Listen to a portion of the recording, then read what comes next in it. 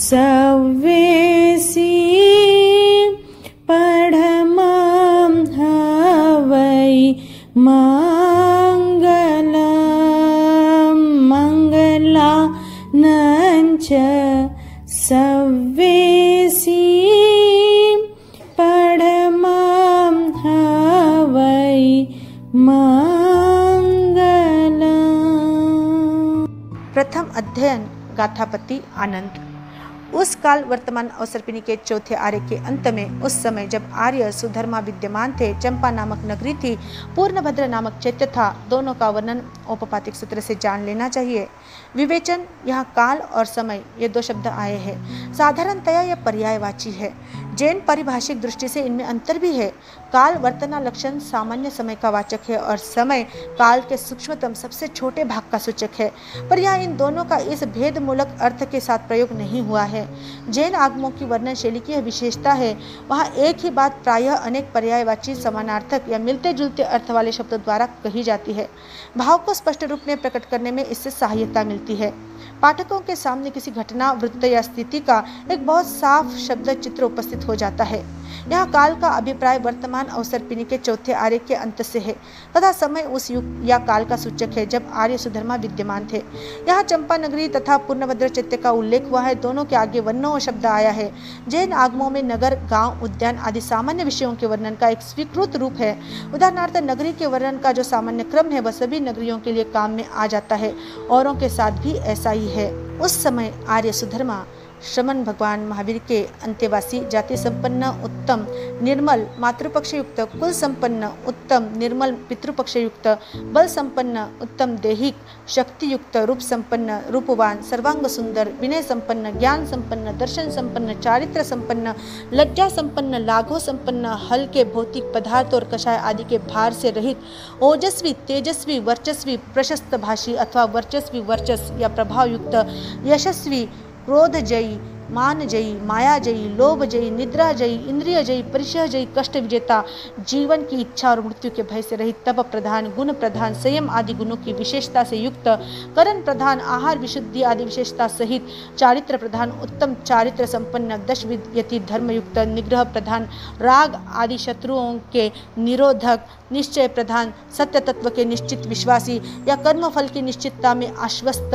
आर्जव प्रधान, सरलता युक्त, मार्दव प्रधान, मृदुता युक्त, लाघव प्रधान, आत्मलीनता के कारण किसी भी प्रकार के भार से रहित या स्फूर्तिशील, शांति प्रधान, क्षमाशील, गुप्ति प्रधान यानी मानसिक, वाचिक तथा कायिक प्रवृत्तियों के गोपक, विवेक पूर्वक उनका उपयोग करने वाले, मुक्ति प्रधान यानी कामनाओं से छूटे हुए या मुक्तता की ओर अग्रसर, विद्या प्रधान ज्ञान की विविध शाखाओं के पारगामी, मंत्र प्रधान यानी सत मंत्र चिंतना या विचारणा युक्त, ब्रह्मचर्य प्रधान, वेद प्रधान, वेद आदि लौकिक लोकोत्तर शास्त्रों के ज्ञाता, नय प्रधान यानी निगम आदि नयों के ज्ञाता, नियम प्रधान यानी नियमों के पालक, सत्य प्रधान, शौच प्रधान, आत्मिक शुचिता या पवित्रता युक्त, ज्ञान प्रधान, ज्ञान के अनुशीलक, दर्शन प्रधान, शायिक सम्यक स्वरूप विशेषता से युक्त, चारित्र प्रधान, चारित्र की परिपालना में निरत, उराल, प्रबल, साधना में सशक्त, घोर, अद्भुत शक्ति संपन्न, घोर गुण, परम उत्तम, जिन्हें धारण करने में अद्भुत शक्ति चाहिए ऐसे गुणों के धारक, घोर तपस्वी, उग्र तप करने वाले, घोर ब्रह्मचर्यवासी, कठोर ब्रह्मचर्य के पालक,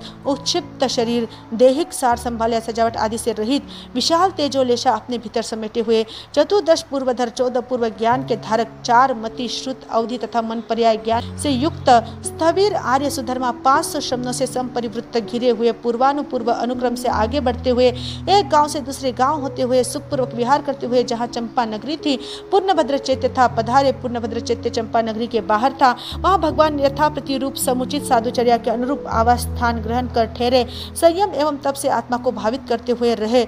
उसी समय की बात है। आर्य सुधर्मा के ज्येष्ठ अंत्यवासी आर्य जम्बू नामक अनगार, जो काश्यप गोत्र में उत्पन्न थे, जिनकी देह की ऊंचाई 7 हाथ थी, जो समचतुरस्थ संस्थान संस्थित देह के चारों अंशों की सुसंगत अंगों के परस्पर समानुपाती संतुलित और समन्वित रचना युक्त शरीर के धारक थे, जो वज्र ऋषभ नाराज सहनन सुदृढ़ अस्थिबंध युक्त विशिष्ट देह रचना युक्त थे, कसौटी पर अंकित स्वर्ण रेखा की आभा लिए हुए कमल के समान जो गौरवर्ण थे, जो उग्र तपस्वी थे, दीप्त तपस्वी, कर्मों को भस्मसात करने में अग्नि के समान प्रदीप्त तप करने वाले थे, तप्त तपस्वी, जिनके देह पर तपश्चर्या की तीव्र झलक थी, जो महातपस्वी, प्रबल, घोर घोर गुण, घोर तपस्वी, घोर ब्रह्मचारी, उक्षिप्त शरीर एवं संक्षिप्त विपुल तेजोलेशा थे।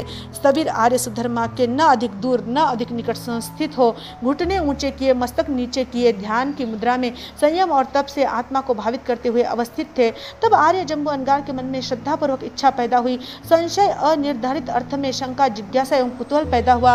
पुनः उनके मन में श्रद्धा का भाव उमड़ा, संशय उभरा, कुतूहल समुत्पन्न हुआ। वे उठकर जहाँ स्थविर आर्य सुधर्मा थे वहां आए। आकर स्थविर आर्य सुधर्मा को 3 बार आदक्षिण प्रदक्षिणा की, वंदन नमस्कार किया। वैसा कर भगवान के न अधिक समीप न अधिक दूर शुश्रूषा सुनने की इच्छा रखते हुए, प्रणाम करते हुए, विनय पूर्वक सामने हाथ जोड़े हुए उनकी पर्युपासना अभ्यर्थना करते हुए बोले, भगवान श्रमण भगवान महावीर ने जो आदि कर सर्वज्ञता प्राप्त होने पर पहल शुद्ध धर्म का शुभारंभ करने वाले तीर्थंकर श्रमणी श्रावक श्राविका रूप चतुर्विध धर्म तीर्थ के संस्थापक, स्वयं संबुद्ध, किसी बाह्य निमित्त या सहायता के बिना स्वयं बोध प्राप्त, विशिष्ट अतिशयों से संपन्न होने के कारण, पुरुषोत्तम शूरता की अधिकता के कारण पुरुष सिंह, सर्व प्रकार की मलिनता से रहित होने से पुरुष वर पुंडरिक, पुरुषों में श्रेष्ठ श्वेत कमल के समान, पुरुषों में श्रेष्ठ गंधहस्ती के समान, लोकोत्तम, लोकनाथ, जगत के प्रभु, लोक प्रतीप यानी लोक प्रवाह के प्रतिकूल गामी, अध्यात्म पथ पर गतिशील, अथवा लोक प्रदीप अर्थात जन समूह को प्रकाश देने वाले, लोक प्रद्योतकर यानी लोक में धर्म का उद्योत फैलाने वाले, अभय प्रद, शरण प्रद, चक्षु प्रद, अंतर चक्षु खोलने वाले, मार्ग प्रद, संयम जीवन तथा बोधि प्रदान करने वाले, धर्म प्रद, धर्मोपदेशक, धर्मनायक, धर्मसारथी, 3 और महासमुद्र तथा 1 और हिमवान की सीमा लिए विशाल भूमंडल के स्वामी, चक्रवर्ती की तरह उत्तम धर्म साम्राज्य के सम्राट, प्रतिघात विसंवाद या अवरोध रहित उत्तम ज्ञान व दर्शन के धारक, घाती कर्मों से रहित, जिन राग द्वेष विजेता, ज्ञायक, राग आदि भावात्मक संबंधों के ज्ञाता अथवा ज्ञापक, राग आदि को जीतने का पथ बताने वाले, बुद्ध यानी बोध युक्त, बोधक यानी बोध प्रतमुक्त यानी बाहरी तथा भीरी ग्रंथियों से छूटे हुए, मोचक यानी मुक्तता के प्रेरक, तीर्ण यानी संसार सागर को तैर जाने वाले, तारक यानी संसार सागर को तैर जाने की प्रेरणा देने वाले, शिव मंगलमय, अचल, स्थिर, अरुज, रोग या विघ्न रहित, अनंत, अक्षय, अव्याबाद, बाधा रहित, पुनरावर्तन रहित, सिद्ध गति नामक शाश्वत स्थान के समीप पहुंचे हुए, उसे संप्राप्त करने वाले हैं। 6ठे अंग नाया धम्म कहावों का जो अर्थ बतलाया वह मैं सुन चुका हूँ। भगवान ने 7वें अंग उपासक दशा का क्या अर्थ व्याख्यात किया? आर्य सुधर्मा बोले, जम्बू श्रमण भगवान महावीर ने 7वें अंग उपासक दशा के 10 अध्ययन प्रज्ञप्त किए बतलाए हैं, जो इस प्रकार है। आनंद, कामदेव, गाथापति चुल्ली पिता, सुरादेव, चुल्लशतक, गाथापति कुंडकोलिक, सद्दाल पुत्र, महाशतक, नंदिनी पिता, शालिही पिता। जम्बू ने फिर पूछा, भगवान श्रमण भगवान महावीर स्वामी ने 7वें अंग उपासक दशा के जो 10 अध्ययन व्याख्यात किए उनमें उन्होंने पहले अध्ययन का क्या अर्थ तात्पर्य कहा? विवेचन है कि सामान्य वर्णन के लिए जैन आगमों में वर्णों द्वारा सूचन किया जाता है, जिससे अन्यत्र वर्णित अपेक्षित प्रसंग को प्रस्तुत स्थान पर ले लिया जाता है। उसी प्रकार विशेषणात्मक वर्णन, विस्तार आदि के लिए जाव शब्द द्वारा संकेत करने का भी जैन आगमों में प्रचलन है। संबंधित वर्णन को दूसरे आगमों से जहाँ वह आया हो गृहीत कर लिया जाता है। यहाँ भगवान महावीर और सुधर्मा और जम्बू के विशेषणात्मक वर्णन जाव शब्द से सूचित किए गए हैं। ज्ञात धर्म कथा, औपपातिक तथा राजप्रश्नीय सूत्र से यह विशेषण मूलक वर्णन यहाँ आकलित किए गए हैं। जैसा पहले सूचित किया गया है कि संभवतः जैन आगमों की कंठस्थ परंपरा की सुविधा के लिए यह शैली स्वीकार की गई हो। आर्य सुधर्मा बोले, जम्बू उस काल वर्तमान अवसर्पिणी के 4थे आर्य के अंत में, उस समय जब भगवान महावीर स्वामी विद्यमान थे, वाणिज्य ग्राम नामक नगर था। उस नगर के बाहर उत्तर पूर्व दिशा में ईशान कोण में द्वितीय पलाश नामक चैत्य था। अजित शत्रु नामक वहाँ का राजा था। वहाँ वाणिज्य ग्राम में आनंद नामक गाथापति संपन्न गृहस्थ रहता था। आनंद धनाढ़, दीप्तिमान, प्रभावशाली, संपन्न भवन, शयन, ओढ़ने बिछोने के वस्त्र, आसन, बैठने के उपकरण, यान, माल, असबाब ढोने की गाड़ियाँ एवं वाहन, सवारियाँ आदि विपुल साधन सामग्री तथा सोना, चांदी, सिक्के आदि प्रचुर धन का स्वामी था। आयोग प्रयोग संप्रवृत्त, व्यावसायिक दृष्टि से धन के सम्यक विनियोग और प्रयोग में निरत, नीतिपूर्वक द्रव्य के उपार्जन में संलग्न था। उसके यहाँ भोजन कर चुकने के बाद भी खाने पीने के बहुत पदार्थ बचते थे। उसके घर में बहुत से नौकर नौकरानियाँ, गायें, भैंसे, बैल, पाड़े, भेड़े, बकरियाँ आदि थी। लोगों द्वारा अपरिभूत, अतिरस्कृत था। इतना रोबीला था कि कोई उसका तिरस्कार या अपमान करने का साहस नहीं कर पाता था। विवेचन, इस प्रसंग में गाहा यानी गाथापति शब्द विशेष रूप से विचारणीय है। यह विशेषतः जैन साहित्य में ही प्रयुक्त है। गाहा प्लस वही, इन 2 शब्दों के मेल से यह बना है। प्राकृत में गाहा आर्या छंद के लिए भी आता है और घर के अर्थ में भी प्रयुक्त है। इसका एक अर्थ प्रशस्ति भी है। धन, धान्य, समृद्धि, वैभव आदि के कारण बड़ी प्रशस्ति का अधिकारी होने से भी एक संपन्न समृद्ध गृहस्थ के लिए इस शब्द का प्रयोग टीकाकारों ने माना है, पर गाह का अधिक संगत अर्थ घर ही प्रतीत होता है। इस प्रसंग में ऐसा प्रकट होता है कि खेती तथा गोपालन का कार्य तब बहुत उत्तम माना जाता था। समृद्ध गृहस्थ इसे रुचिपूर्वक अपनाते थे। आनंद गाथापति का 4 करोड़ स्वर्ण खजाने में रखा था, 4 करोड़ स्वर्ण व्यापार में लगा था, 4 करोड़ स्वर्ण घर के वैभव, धन, धान्य, द्विपद, चतुष्पद आदि साधन सामग्री में लगा था। उसके 4 व्रज गोकुल थे, प्रत्येक गोकुल में 10,000 गायें थी। विवेचन, यहाँ प्रयुक्त हिरण्य यानी हिरण्य स्वर्ण का अभिप्राय उस सोने के सिक्कों से है जो उस समय प्रचलित रहे हो। सोने के सिक्कों का प्रचलन इस देश में बहुत पुराने समय से चला आ रहा है। भगवान महावीर स्वामी के समय के पश्चात भी भारत में सोने के सिक्के चलते रहे। विदेशी शासकों ने भारत में जो सोने का सिक्का चलाया उसे दिनार कहा जाता था। संस्कृत भाषा में दिनार शब्द जो का त्यों स्वीकार कर लिया गया। मुसलमान बादशाहों के शासन में जो सोने का सिक्का चला वह मोहर या अशरफी कहा जाता था। उसके बाद भारत में सोने के सिक्कों का प्रचलन बंद हो गया। आनंद गाथापति बहुत से राजा, मांडलिक, नरपति, ईश्वर, ऐश्वर्यशाली एवं प्रभावशील पुरुष, तलवर, राज सम्मानित विशिष्ट नागरिक, मांडविक या मांडविक यानी जागीरदार, भूस्वामी, कौटुंबिक यानी बड़े परिवारों के प्रमुख, इभ्य, वैभवशाली, श्रेष्ठी, संपत्ति और सुव्यवहार से प्रतिष्ठा प्राप्त सेठ, सेनापति तथा सार्थवाह, अनेक छोटे व्यापारियों को साथ लिए देशांतर में व्यवसाय करने वाले समर्थ व्यापारी, इन सब के अनेक कार्यों में, कारणों में, मंत्रणाओं में, पारिवारिक समस्याओं में, गोपनीय बातों में, एकांत में विचारणीय, सार्वजनिक रूप में अप्रकटनीय विषयों में किए गए निर्णयों में तथा परस्पर के व्यवहारों में पूछने योग्य एवं सलाह लेने योग्य व्यक्ति था। वह सारे परिवार का मेढ़ी यानी मुख्य केंद्र, प्रमाण यानी स्थिति स्थापक यानी प्रतीक, आधार, आलम्बन, चक्षु, मार्गदर्शक, मेढ़ीभूत, प्रमाणभूत, आधारभूत, आलम्बनभूत, चक्षुभूत तथा सर्व कार्य वर्धापक, सब प्रकार के कार्यों को आगे बढ़ाने वाला था। विवेचन, यहाँ प्रयुक्त तलवर आदि शब्द उस समय के विशिष्ट जनों के रूप को प्रकट करते हैं। यह विशेषता विभिन्न क्षेत्रों से संबंधित थी। आर्थिक, व्यापारिक, शासनिक, व्यावहारिक तथा लोक संपर्क परक उन सभी विशेषताओं का संकेत इन शब्दों में प्राप्त होता है जिनका उस समय के समाज में महत्व और आदर था। आनंद के व्यापक, प्रभावशाली और आदरणीय व्यक्तित्व का इस प्रसंग में स्पष्ट परिचय प्राप्त होता है। वह इतना उदार, गंभीर और ऊंचे विचारों का व्यक्ति था कि सभी प्रकार के विशिष्ट जन अपने कार्यों में उसे पूछना, उसे सलाह लेना उपयोगी मानते थे। इस प्रसंग में एक दूसरी महत्व की बात है कि जो आनंद के पारिवारिक जीवन की एकता, पारस्परिक निष्ठा और मेल पर प्रकाश डालती है। आनंद सारे परिवार का केंद्र बिंदु था तथा परिवार के विकास और संवर्धन में तत्पर रहता था। आनंद के लिए मेढ़ी की उपमा यहाँ काफी महत्वपूर्ण है। मेढ़ी उस काष्ठदंड को कहा जाता है जिसे खलिहान में बीचों बीच गाड़कर, जिससे बांधकर बैलों को अनाज निकालने के लिए चारों ओर घुमाया जाता है। उसके सहारे बैल गतिशील रहते हैं। परिवार में यही स्थिति आनंद की थी। आनंद गाथापति की शिवनंदा नामक पत्नी थी। उसके शरीर की 5 इंद्रियां अहीन, प्रतिपूर्ण, रचना की दृष्टि से अखंडित, संपूर्ण, अपने अपने विषयों में सक्षम थी। वह उत्तम लक्ष्य, सौभाग्य सूचक हाथ की रेखाएं आदि व्यंजन, उत्कर्ष सूचक तिल, मसा आदि चिन्ह तथा गुणशील, सदाचार आदि से युक्त थी। दैहिक फैलाव, वजन, ऊंचाई आदि की दृष्टि से वह परिपूर्ण, श्रेष्ठ तथा सर्वांग सुंदरी थी। उसका आकार, स्वरूप चंद्र के समान सौम्य तथा दर्शन कमनीय था। ऐसी वह रूपवती थी। आनंद गाथापति की वह इष्ट प्रिय थी। वह आनंद गाथापति के प्रति अनुरुक्त, अनुराग युक्त, अत्यंत स्नेहशील थी।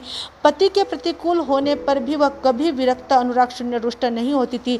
वह अपने पति के साथ इष्ट प्रिय, शब्द, स्पर्श, रस, रूप तथा गंध मूलक 5 प्रकार के सांसारिक काम भोग भोगती हुई रहती थी। विवेचन, प्रस्तुत प्रसंग में नारी के उस प्रशस्त स्वरूप का संक्षेप में बड़ा सुंदर चित्रण है जिसमें सौंदर्य और शील का दोनों का समावेश है। इसी में नारी की परिपूर्णता है। यहाँ प्रयुक्त अविरक्त विशेषण पति के प्रति पत्नी के समर्पण भाव तथा नारी के उदात्त व्यक्तित्व का सूचक है। वाणिज्य ग्राम के बाहर उत्तर पूर्व दिशा भाग ईशान कोण में कोल्लाक नामक सन्निवेश उपनगर था। वह वैभवशाली, सुरक्षित एवं समृद्ध था। वहाँ के नागरिक और जनपद के अन्य भागों से आए व्यक्ति वहाँ आमोद प्रमोद के प्रचुर साधन होने से प्रमुदित रहते थे। लोगों की वहाँ घनी आबादी थी। सैकड़ों हजारों हलों से जुती उसकी समीपवर्ती भूमि सहजतया सुंदर मार्ग सीमा से लगती थी। वहाँ मुर्गों और युवा सांडों के बहुत से समूह थे। उसके आसपास की भूमि ईख, जौ और धान के पौधों से लहलहाती थी। वहाँ गायों, भैंसों और भेड़ों की प्रचुरता थी। वहाँ सुंदर शिल्पकला युक्त चैत्यों और युवतियों के विविध सन्निवेशों, पन्य तरुणियों के पाड़ों टोलों का बाहुल्य था। वह रिश्वतखोरों, गिरहकटों, बटमारों, चोरों, खंड रक्षकों, चुंगी वसूल करने वालों से रहित सुख शांतिमय एवं उपद्रव शून्य था। वहाँ भिक्षुओं को भिक्षा सुखपूर्वक प्राप्त होती थी, इसलिए वहाँ निवास करने में सब सुख मानते थे, आश्वस्त थे। अनेक श्रेणी के कौटुंबिक पारिवारिक लोगों की घनी बस्ती होते हुए भी वह शांतिमय था। नट नाटक दिखाने वाले, नर्तक, नाचने वाले, जल्ल, कलाबाज, रस्सी आदि पर चढ़कर कला दिखाने वाले, मल्ल यानी पहलवान, मोष्टिक यानी मुक्केबाज, विडंबक यानी विदूषक, मस्खरे, कथक यानी कथा कहने वाले, प्लवक यानी उछलने या नदी आदि में तैरने का प्रदर्शन करने वाले, लासक यानी वीर रस की गाथा या रास गाने वाले, आख्यायक यानी शुभ अशुभ बताने वाले, लंख यानी बांस के सिरे पर खेल दिखाने वाले, मंख यानी चित्रपट दिखाकर आजीविका चलाने वाले, तुन इल्ल यानी तुन नामक तंतुवाद्य बजाकर आजीविका करने वाले, तुम्ब बीनिक यानी तुम्ब बीना या पुंगी बजाने वाले, तालाचर यानी ताली बजाकर मनोविनोद करने वाले आदि अनेक जनों से वह सेवित था। आराम, क्रीड़ा वाटिका, उद्यान, बगीचे, कुएं, तालाब, बावड़ी, जल के छोटे छोटे बांध इनसे युक्त था। नंदन वन सा लगता था। वह ऊंची, विस्तीर्ण और गहरी खाई से युक्त था। चक्र, गदा, भुसुंडी, पत्थर फेंकने का एक विशेष शस्त्र जो है गोफिया, अवरोध यानी अंतर प्राकार, शत्रु सेना को रोकने के लिए परकोटे जैसा भीतरी सुदृढ़ आवरक साधन, शतग्नि, महायष्टि या महाशिला जिसके गिराए जाने पर सैकड़ों व्यक्ति दब कुचल कर मर जाए, और द्वार के छिद्र रहित कपाट युगल के कारण जहां प्रवेश कर पाना दुष्कर था। धनुष जैसे टेढ़े परकोटे से वह घिरा हुआ था। उस परकोटे पर गोल आकार के बने हुए कपि शीर्षकों से वह सुशोभित था। उसके राजमार्ग अट्टालक परकोटे के ऊपर निर्मित आश्रय स्थानों, गुमटियों, चरित परकोटे के मध्य बने हुए 8 हाथ चौड़े मार्गों, परकोटे में बने हुए छोटे द्वारों, बारियों, गोपुरों, नगर द्वारों, तोरण द्वारों से सुशोभित और सुविभक्त थे। उसकी अर्गला और इंद्रकील गोपुर के किवाड़ों के आगे जड़े हुए नुकीले भाले जैसे किले सुयोग्य शिल्पाचार्यों, निपुण शिल्पियों द्वारा निर्मित थी। विपणी यानी हाट मार्ग, वणिक क्षेत्र, व्यापार क्षेत्र, बाजार आदि के कारण तथा बहुत से शिल्पियों, कारीगरों से आवासित होने के कारण वह सुख सुविधा पूर्ण था। तिकोने स्थानों, तिराहों, चौराहों, चत्वरों जहाँ 4 से अधिक रास्ते मिलते हो ऐसे स्थानों, वर्तन आदि की दुकानों तथा अनेक प्रकार की वस्तुओं से परिमंडित, सुशोभित और रमणीय था। राजा की सवारी निकलते रहने के कारण उसके राजमार्गों पर भीड़ लगी रहती थी। वहाँ अनेक उत्तम घोड़े, मदन मत्त हाथी, रथ समूह, शिविका, पर्देदार पालखियां, संद मानिका यानी पुरुष प्रमाण पालखियां, यान यानी गाड़ियां तथा युग्य पुरातन कालीन गोल्ल देश में सुप्रसिद्ध 2 हाथ लंबे चौड़े डोली जैसे यान, इनका जमघट लगा रहता था। वहाँ खिले हुए कमलों से शोभित जल वाले जलाशय थे। सफेदी किए हुए उत्तम भवनों से वह सुशोभित, अत्यधिक सुंदरता के कारण निर्निमेष नेत्रों से प्रेक्षणीय, चित्त को प्रसन्न करने वाला, दर्शनीय, अभिरूप, मनोज्ञ, मन को अपने में रमा लेने वाला तथा प्रतिरूप मन में बस जाने वाला था। वहाँ कोल्लाक सन्निवेश में आनंद गाथापति के अनेक मित्र, ज्ञातिजन, समान आचार विचार के स्वजातीय लोग, निजक, माता पिता, पुत्र पुत्री आदि स्वजन, बंधु बांधव आदि संबंधी, ससुर मातुल आदि परिजन, दास दासी आदि निवास करते थे, जो समृद्ध एवं सुखी थे। उस समय श्रमण, घोर तप या साधना रूप श्रम में निरत भगवान आध्यात्मिक ऐश्वर्य संपन्न महावीर उपद्रव तथा विघ्नों के बीच साधना पथ पर वीरता पूर्वक अविचल भाव से गतिमान आदि कर अपने युग में धर्म के आद्य प्रवर्तक, तीर्थंकर, साधु साध्वी, श्रावक श्राविका रूप चतुर्विध धर्म तीर्थ धर्म संघ के प्रतिष्ठापक, स्वयं संबुद्ध, स्वयं बिना किसी अन्य निमित्त के बोध प्राप्त पुरुषोत्तम, पुरुषों में उत्तम पुरुष सिंह, आत्मशौर्य में पुरुषों में सिंह सदृश, पुरुषवर पुंडरीक यानी मनुष्य में रहते हुए कमल की तरह निर्लेप, आसक्ति शून्य, पुरुषवर गंधहस्ती यानी पुरुषों में उत्तम गंधहस्ती के सदृश, जिस प्रकार गंधहस्ती के पहुंचते ही सामान्य हाथी भाग जाते हैं, उसी प्रकार किसी क्षेत्र में जिनके प्रवेश करते ही दुर्भिक्ष, महामारी आदि अनिष्ट दूर हो जाते थे। अर्थात अतिशय तथा प्रभावपूर्ण उत्तम व्यक्तित्व के धनी, अभय प्रदायक, सभी प्राणियों के लिए अभयप्रद, संपूर्णतः अहिंसक होने के कारण किसी के लिए भय उत्पन्न नहीं करने वाले, चक्षु प्रदायक, आंतरिक नेत्र, सद्ज्ञान देने वाले, मार्ग प्रदायक, सम्यक ज्ञान दर्शन चारित्र रूप साधना पथ के उद्बोधक, शरण प्रद, जिज्ञासु तथा मुमुक्षुजनों के लिए आश्रयभूत, जीवन प्रद, आध्यात्मिक जीवन के संबल, दीपक सदृश, समस्त वस्तुओं के प्रकाशक अथवा संसार सागर में भटकते जनों के लिए द्वीप के समान आश्रय स्थान, प्राणियों के लिए आध्यात्मिक उद्बोधन के नाते शरण, गति एवं आधारभूत, 4 अंत सीमा युक्त पृथ्वी के अधिपति के समान धार्मिक जगत के चक्रवर्ती, प्रतिघात, बाधा या आवरण रहित, उत्तम ज्ञान दर्शन आदि के धारक, व्यावृत्त छद्मा ने अज्ञान आदि आवरण रूप छद्म से अतीत, जिन राग आदि के जेता, ज्ञायक यानी राग आदि भावात्मक संबंधों के ज्ञाता अथवा ज्ञापक यानी राग आदि को जीतने का पद बताने वाले, तीर्ण संसार सागर को पार कर जाने वाले, तारक संसार सागर से पार उतारने वाले, मुक्त, बाहरी और भीतरी ग्रंथियों से छूटे हुए, मोचक यानी दूसरों को छुड़ाने वाले, बुद्ध यानी बोधव्य, जानने योग्य का बोध प्राप्त किए हुए, बोधक यानी औरों के लिए बोधप्रद, सर्वज्ञ, सर्वदर्शी, शिव, कल्याणमय, अचल, स्थिर, निरुपद्रव, अंतरहित, क्षय रहित, बाधा रहित, अपुनरावर्तन, जहाँ से फिर जन्म मरण रूप संसार में आगमन नहीं होता, ऐसी सिद्धि गति सिद्धावस्था नामक स्थिति पाने के लिए संप्रवृत्त, अरहत यानी पूजनीय, रागादि विजेता, जिन केवली केवल ज्ञान युक्त, 7 हाथ की देह अधिक ऊंचाई से युक्त समचौरस संस्थान संस्थित वज्र ऋषभ नाराज सहनन अस्थिबंध युक्त देह के अंतर्वर्ती पवन के उचित वेग गतिशीलता से युक्त कंक पक्षी की तरह निर्दोष गुदाशय युक्त कबूतर की तरह पाचन शक्ति युक्त उनका अपान स्थान उसी तरह निर्लेप था जैसे पक्षी का पीठ और पेट के बीच के दोनों पार्श्व तथा जंघाएं सुपरिणित सुंदर सुगठित थी। उनका मुख पद्म कमल अथवा पद्म नामक सुगंधित द्रव्य तथा उत्पल नील कमल या उत्पल कुष्ठ नामक सुगंधित द्रव्य जैसे सुरभिमय निश्वास से युक्त था। छवि उत्तम छविमान उत्तम त्वचा युक्त निरोग उत्तम प्रशस्त अत्यंत श्वेत मांस युक्त जल यानी कठिनाई से छूटने वाला मेल, मल्ल यानी आसानी से छूटने वाला मेल, कलंक दाग धब्बे स्वेद पसीना तथा रज दोष मिट्टी लगने से विकृत वर्जित शरीर युक्त अतएव निरूपलेप अत्यंत स्वच्छ दीप्ति से उद्योतित प्रत्येक अंग युक्त अत्यधिक सघन सुबद्ध स्नायुबंध सहित उत्तम लक्षणमय पर्वत के शिखर के समान उन्नत उनका मस्तक था। बारीक रेशों से भरे सेमल के फल के फटने से निकलते हुए रेशों जैसे कोमल विशद प्रशस्त सूक्ष्म श्लक्ष्ण मुलायम सुरभित सुंदर भुजमोचक नीलम भिंग नील कज्जल प्रहष्ट सुपुष्ट भ्रमर वृंद जैसे चमकीले काले घने घुंघराले छल्लेदार केश उनके मस्तक पर थे। जिस त्वचा पर उनके बाल उगे हुए थे वह अनार के फूल तथा सोने के समान दीप्तिमय लाल निर्मल और चिकनी थी। उनका उत्तम अंग मस्तक का ऊपरी भाग सघन भरा हुआ और छत्राकार था। उनका ललाट निर्वर्ण यानी फोड़े फुंसी आदि के घाव चिन्ह से रहित समतल तथा सुंदर एवं शुद्ध अर्धचंद्र के सदृश भव्य था। उनका मुख पूर्ण चंद्र के समान सौम्य था। उनके कान मुख के साथ सुंदर रूप में संयुक्त और प्रमाणोपेत समुचित आकृति के थे, इसलिए वे बड़े सुंदर लगते थे। उनके कपोल मांसल और परिपुष्ट थे।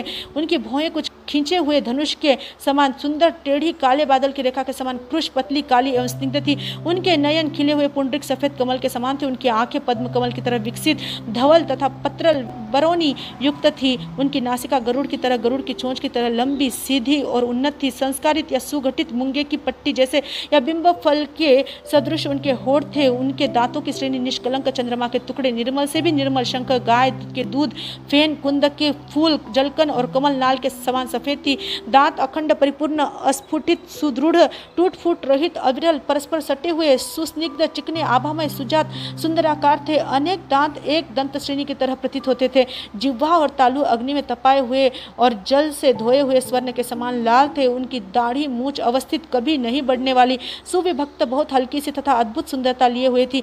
ठड्डी मासल सुगठित सुपुष्ट प्रशस्त तथा चीते की तरह विपुल विस्तीर्ण थी। ग्रीवा गर्दन 4 अंगुल प्रमाण 4 अंगुल चौड़ी तथा उत्तम शंख के समान त्रिबली युक्त एवं उन्नत थी। उनके कंधे प्रबल भैंसे सुअर सिंह चित्ते सांड के तथा उत्तम हाथी के कंधों जैसे परिपूर्ण एवं विस्तीर्ण थे। उनकी भुजाएं युग गाड़ी के जुए अथवा यूप यानी यज्ञ स्तंभ खुटे की तरह गोल और लंबे सुदृढ़ देखने में आनंद सुपुष्ट कलाइयों से युक्त सुश्लिष्ट यानी सुसंगत विशिष्ट घन ठोस स्थिर स्नायुओं से यथावत रूप में संबद्ध तथा नगर की अर्गला आगल के समान गोलाई लिए हुए थी। इच्छित वस्तु प्राप्त करने के लिए नागराज के फैले हुए विशाल शरीर की तरह उनके दीर्घ बाहु थे।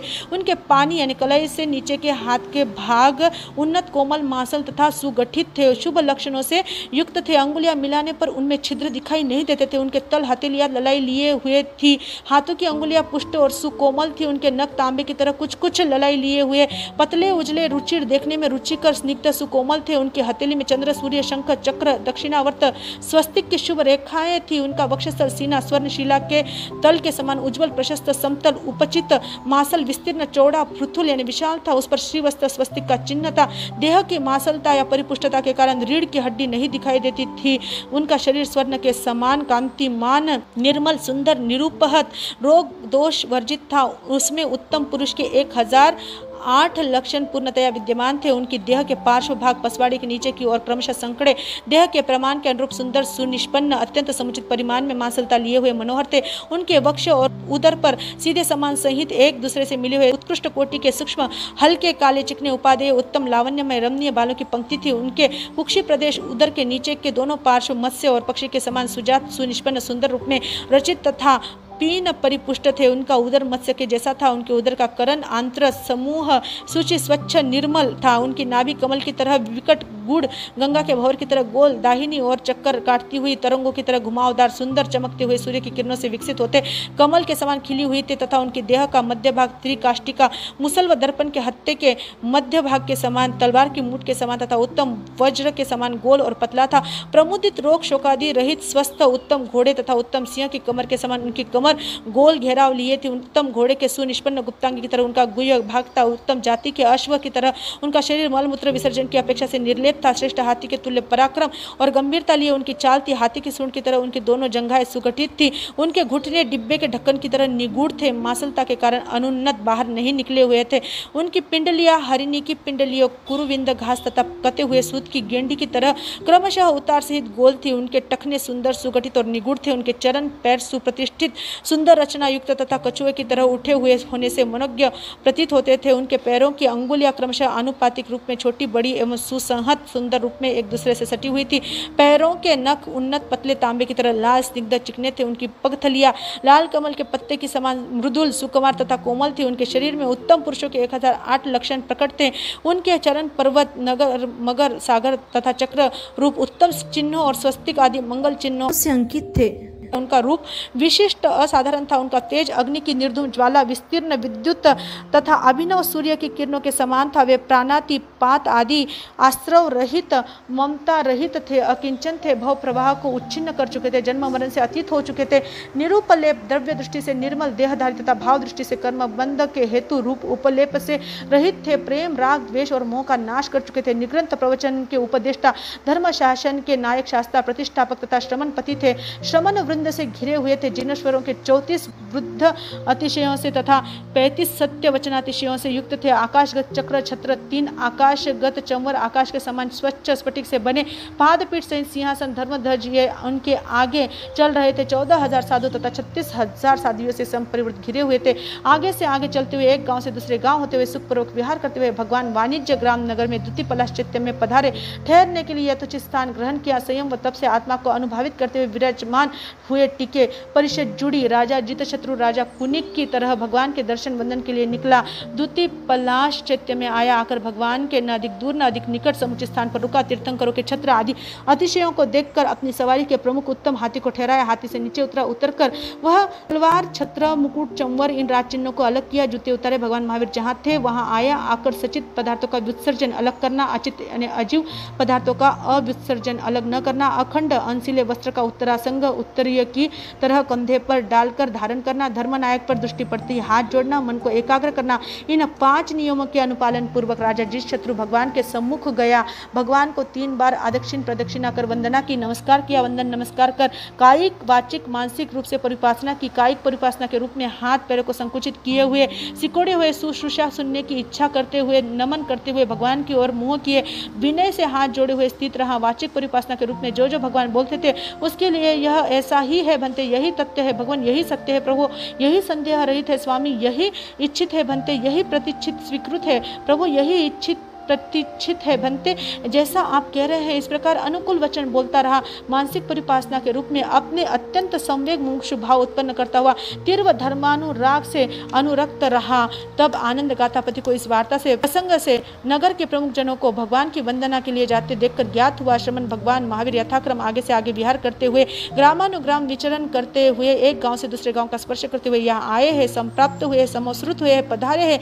यही वाणिज्य ग्राम नगर के बाहर द्वितीय पलाश्चित्य में यथोचित स्थान में टिके हैं, संयम और तप पूर्वक आत्मरमन में लीन है, इसलिए मैं उनके दर्शन का महान फल प्राप्त करूं।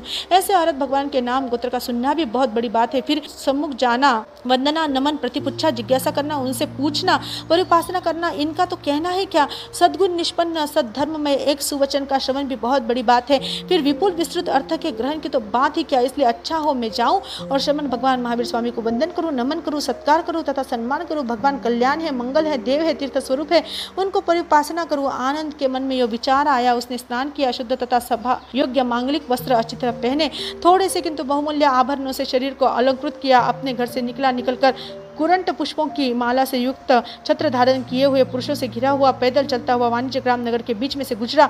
जहाँ द्वितीय पलाश्चित्य था, भगवान महावीर थे, वहां पहुंचा। पहुंचकर 3 बार आदक्षिण प्रदक्षिणा की, वंदन किया, नमस्कार किया, परिउपासना की। आगे का वृत्तांत हम समय आने पर सुनेंगे। आग में तिवि है पन्नते तम, जहाँ सुत्तागम्य अत्थागम्य तत्वयागम्य। इस तरह 3 प्रकार आगम और ज्ञान के विषय में जो कोई अतिचार लगा हो तो आलोम जम वैदम बच्चा मिलियम हीनकरम अच्छकरम पयहीनम विनयहीनम जोगिनम घोषिनम सुट्टुदिनम दुट्टुपड़िच्छेनम। अकाले कहो सज्जाओ काले न कहो सज्जाओ, असज्जाए सज्जायम सज्जाए न सज्जायम। भनंता गुणंता विचारंता ज्ञान और ज्ञानवंत की आशातना की हो तो तस्मिच्छामि दुक्कडम तस्मिच्छामि दुक्कडम तस्मिच्छामि दुक्कडम। जय आनंद।